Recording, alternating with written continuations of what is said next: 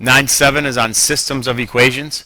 Systems of equations are two or more equations that have the same variables.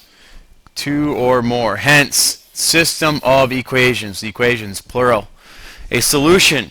Remember, solution is basically what makes the equation true. In this case, when you're dealing with systems, it's where the lines intersect on the graph. That is your solution. That is your point of intersection.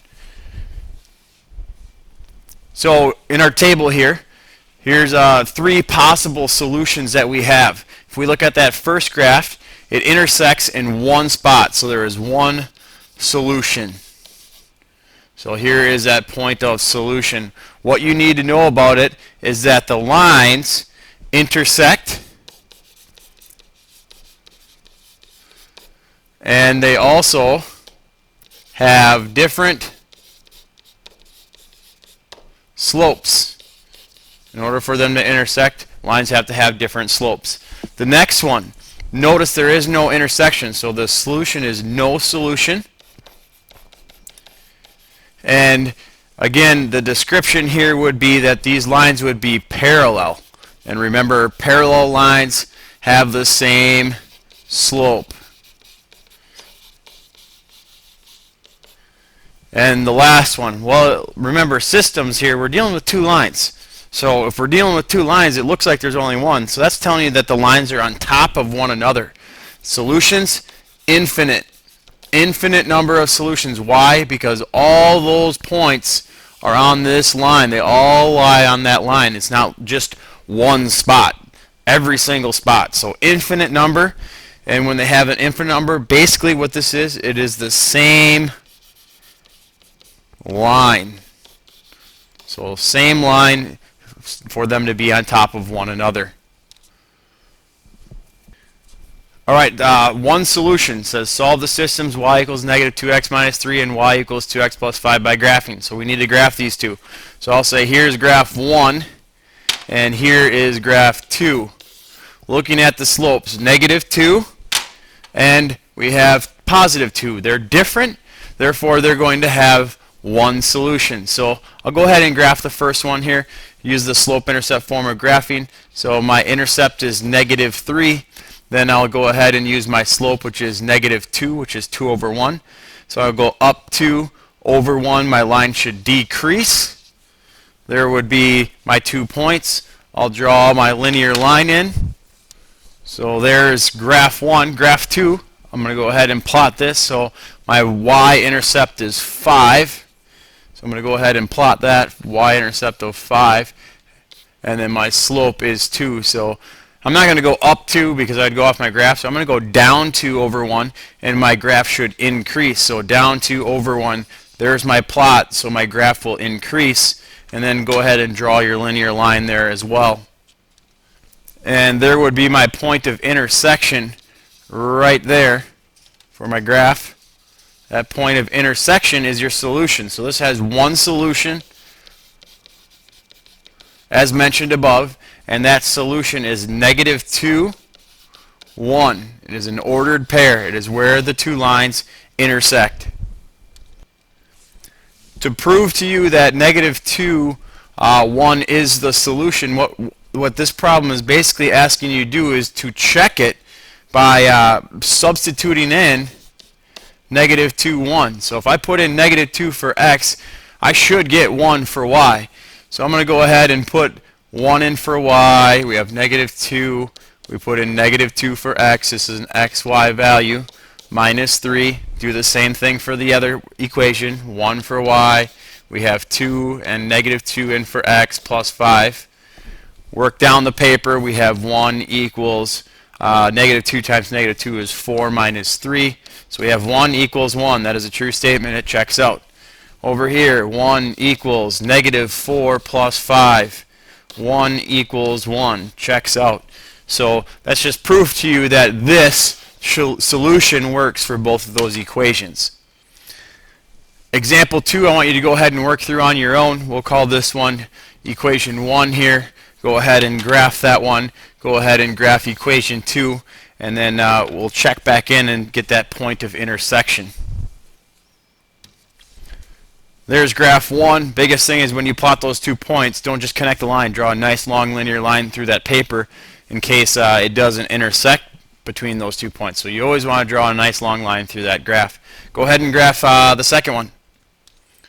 There's the second graph. Now you should be able to determine that you do have that one solution and write that solution as an ordered pair.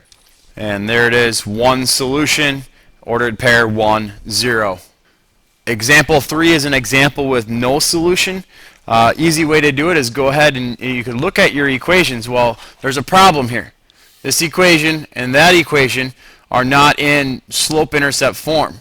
So equation 1, the first thing that I want to do there is put that in slope-intercept form to go ahead and graph it. And remember, slope-intercept form would be to get y alone. So I'm going to add 2x to both sides. And I would wind up with y equals 2x minus 1. Now that I have it in slope-intercept form, you could compare these two equations. Just by looking at them, I know that this is going to have no solution. Why? Because the slope is the same. When the slope is the same, the lines are parallel. However, it does say to go ahead and graph to solve, so we will need to graph both problems. So I'll call there's equation 1, and here's equation 2.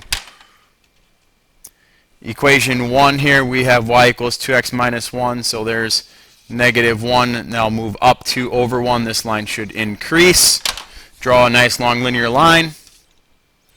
Next, go ahead and graph equation 2. Well, we have y equals 2x. That's telling you that your intercept is 0. And again, your slope is 2, so up 2 over 1. And I could keep using my slope and go up 2 over 1. You could keep using that, so then draw your nice long linear line. And there's our two lines graphed, and they don't intersect, therefore it is no solution as mentioned. Another way to write no solution is a big 0 with a line through it. Example 4, pretty similar to example 3. Again, it says no solution. We look here, we have y equals negative 3x minus 2, and again we have y equals negative 3x plus 4, already in slope-intercept form. Just by looking at the slopes, they're the same, therefore it is no solution. However, we do need to graph this. So I'll go again, here's equation 1, and here is equation 2. Go ahead and graph those and then check back in. There's the graph for equation 1. Go ahead and put the graph for equation 2 down. And again, these lines don't intersect, therefore there's no solution. They're parallel, no intersection. So the only other example that we have to cover from that table is an infinite number of solutions. Again, looking at these equations, let's go ahead and graph these. Problem with equation 2 here, not in slope or intercept form. So again, here's equation 1, here's equation 2. What we'll want to do first in order to graph is put it into slope-intercept form. So we need to get y by itself, so I'll add 2x to both sides. And I have y equals 3x minus 2. Well, if you compare these two equations, y equals 3x minus 2, to equation number 1, y equals 3x minus 2, it's the same line. And if it's the same line, they're going to be on top of one another. Therefore, they'll have an infinite amount of solutions. So we need to go ahead and graph this. And we'll go down. Negative 2 is my y-intercept. Your slope, 3. So up 3 over 1. And it has to increase because it's a positive slope. Draw that linear line on. And there would be our graph. We don't need to construct another one because, again, they are the same line. So they do have an infinite number of solutions because every single point would be identical. Last one here, example 6. What I want you to do is I want you to go ahead.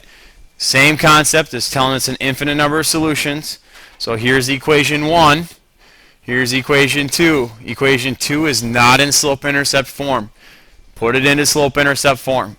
When you put it into slope-intercept form, we know it should be the same thing because in the instructions it says it is an infinite number of solutions, so they have to be identical. So go ahead, work through that, and graph it. There's our equation worked through. It is the same thing as number 1, So we should go ahead and graph this next. Intercept -5, slope is 2, so 2 over 1, up 2 over 1. This line should increase. And I can keep using my slope if I need to plot these points here. So up 2 over 1, from that point up 2 over 1, up 2 over 1.